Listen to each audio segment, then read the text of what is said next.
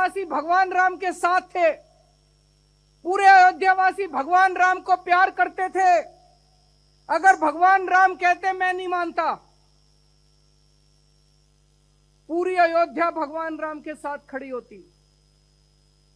लेकिन भगवान राम तो भगवान थे, उन्हें किसी राजपाट से मोह नहीं था।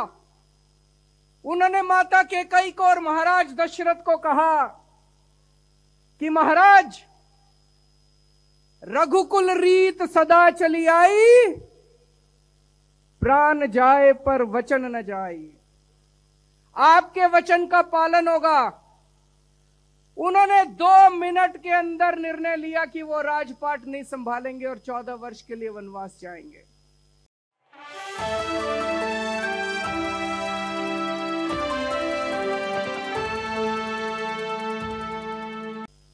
दोस्तों, अभी कुछ दिन पहले 22 जनवरी के दिन अयोध्या में श्री राम लल्ला जी का प्राण प्रतिष्ठापन किया गया। ये पूरे देश के लिए, पूरे विश्व के लिए एक बेहद गर्व की, खुशी की और बधाई की बात थी। चारों तरफ लोगों ने खूब उत्सव मनाया। एक तरफ जहां हमें श्री रामचंद्र जी की भक्ति करनी है, दूसरी तरफ हमें उनके जीवन से प्रेरणा लेकर उनके संदेश को अपने जीवन में ढालने की कोशिश करनी है। उनका जीवन बेहद प्रेरणादायी है। तमाम किस्से हैं उनके जीवन से जो हमें संदेश देते हैं त्याग का, बड़े से बड़े त्याग का, प्यार का, मोहब्बत का। हम सब जानते हैं किस तरह से अपने पिताजी के एक आदेश के ऊपर, अपने पिताजी के कहने पे अपना तमाम राजपाट त्याग करके वो वनवास चले गए। कल सुबह भगवान राम का राज्याभिषेक होने वाला था। अयोध्या के अंदर तमाम तैयारियां कर ली गई थी। सभी अयोध्यावासी हर्षोल्लास में झूम रहे थे। सभी अयोध्यावासी बहुत खुश थे कि कल सुबह भगवान राम अयोध्या के राजा बनेंगे। सब लोग तैयार थे। अचानक शाम के वक्त भगवान राम के पास संदेशा आता है कि दशरथ जी आपको अपने कमरे में बुला रहे हैं। भगवान राम दशरथ जी के कमरे में जाते हैं। वहां देखते हैं कि दशरथ जी बहुत दुखी मन से बैठे हैं। माता कैकेयी उनके पास है। कमरे में घुसने के बाद माता कैकेयी उनको बोलती है कि महाराज ने मुझे 2 वर दिए हैं और मैंने उनसे वो दोनों वर मांगे हैं। पहला वर कि भगवान राम को 14 वर्ष के लिए वनवास जाना होगा, और दूसरा वर कि उनकी जगह भरत को अयोध्या का राजा बनाया जाएगा। मैं सोच रहा था कि अगर आज का परिप्रेक्ष्य होता, आज का माहौल होता, पूरे अयोध्यावासी भगवान राम के साथ थे, पूरे अयोध्यावासी भगवान राम को प्यार करते थे। अगर भगवान राम कहते मैं नहीं मानता, पूरी अयोध्या भगवान राम के साथ खड़ी होती।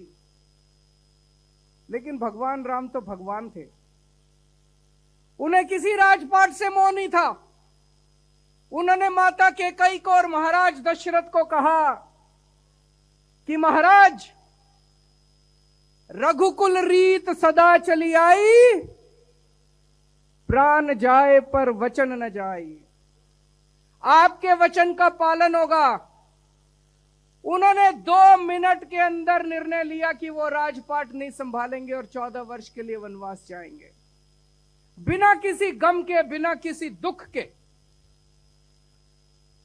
चेहरे पर मुस्कान के साथ भगवान ने उनसे विदा ली और खुशी खुशी 14 वर्ष वनवास के लिए चले गए।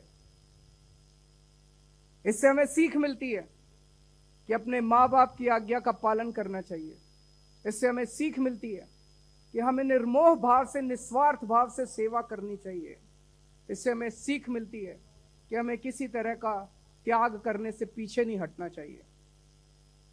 एक तरफ भगवान राम जब वनवास के लिए गए, उस वक्त भरत अपनी नानी के घर गए हुए थे, वो अयोध्या में नहीं थे। जब भरत लौट के आए और उन्हें पता चला कि उनकी माता कैकेयी ने महाराज दशरथ को कह के भगवान राम को 14 वर्ष के लिए वनवास भेज दिया,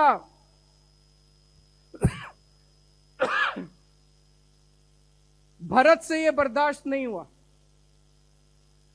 भरत जी पीछे पीछे उनके वनवास गए और वन में महाराज राम को ढूंढ के, भगवान राम को ढूंढ के उनके पैरों में गिर जाते हैं और कहते हैं कि ये राजपाट है भगवान, ये राजपाट आपका है, ये मेरा नहीं है, आप वापस चलिए और वापस चल के राजपाट संभालिए। भगवान राम कहते हैं नहीं भरत, ये राजपाट तेरा है। भरत कहते हैं नहीं भगवान, ये राजपाट आपका है।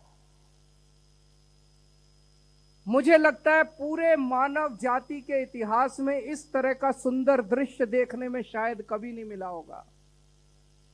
दो भाई लड़ रहे हैं, एक कह रहा है कि ये राजपाट तेरा है, दूसरा कह रहा है ये राजपाट तेरा है।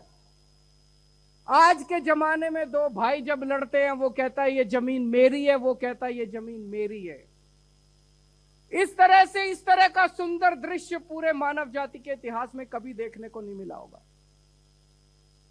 और उसके बाद भरत भगवान राम की खड़ाऊं लेके वापस आ जाते हैं, सिंहासन पे उनकी खड़ाऊं रखते हैं कि भगवान राम के आदेश पे और उन्हीं के नाम से राजपाट चलेगा। आजकल के जमाने में क्या होता है, एक बाप है, बहुत बड़ा सेठ है, उसके दो बेटे हैं, बाप की मौत हो जाती है, दोनों बेटों में झगड़े शुरू हो जाते हैं। उनकी जायदाद को लेके, जमीन जायदाद को लेके दोनों बेटों में झगड़े शुरू हो जाते हैं।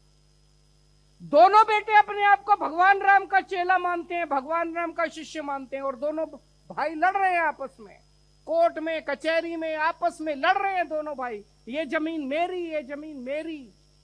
दोनों ने राम नाम का दुपट्टा ओढ़ रखा है। आसमान में अगर भगवान राम बैठे होंगे तो टप टप आंसू बहा रहे होंगे, ये कैसे मेरे भक्त आ गए जो मेरा संदेश भी नहीं मानते। हमें भगवान राम के जीवन को अपने जीवन में ढालना है, उनके संदेश को अपने जीवन में ढालना है। भगवान राम जाति को नहीं मानते थे, वो जाति के आधार पे भेदभाव नहीं करते थे। जब भगवान राम वनवास गए, चारों तरफ बात फैल गई कि भगवान राम वनवास आए हैं। बड़े बड़े राजा, बड़े बड़े लोग उनके दर्शन करना चाहते थे। वन में एक माता शबरी थी, शबरी माता थी। वो ऐसी जाति से आती थी जिसको समाज के अंदर जो छुआछूत से प्रताड़ित थी।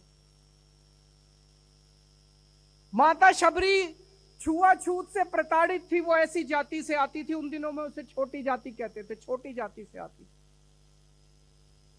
भगवान राम की परम भक्त थी। भगवान राम बड़े बड़े राजाओं को दर्शन देने के लिए उनके महलों में नहीं गए। भगवान राम माता शबरी की गरीब झोपड़ी के अंदर उसको दर्शन देने के लिए गए।